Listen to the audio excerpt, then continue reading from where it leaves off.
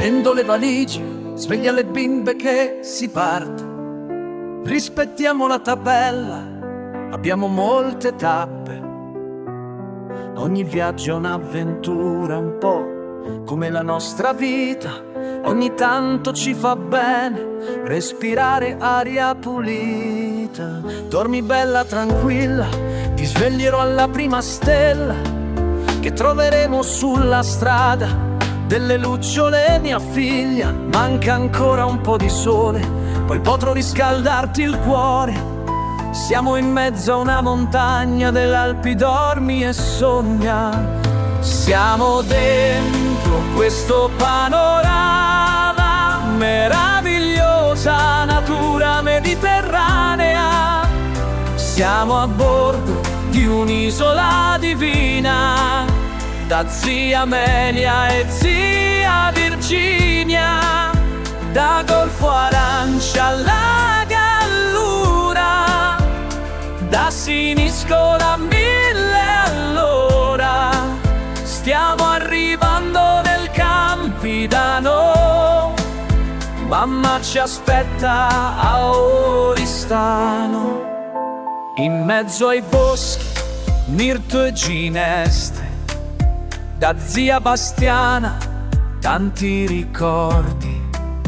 Il mare è pieno, ricci di mare, che Salvatore ama pescare. Da piccolo avevo paura dell'uomo nero, dei mamutones, delle fate di Gianas. Poi con il tempo la paura passa e lascia il posto alla spensieratezza.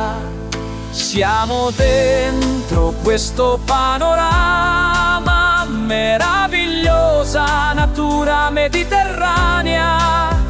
Siamo a bordo di un'isola divina, da zia Amelia e zia Virginia, da Golfo Arancia alla Gallura, da Siniscola 1000 all'ora.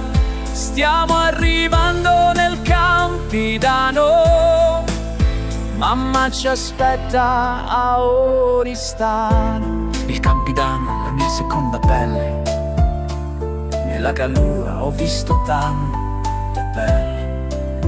A San Gavino c'è mio cugino, Paola invece abita a Oristano.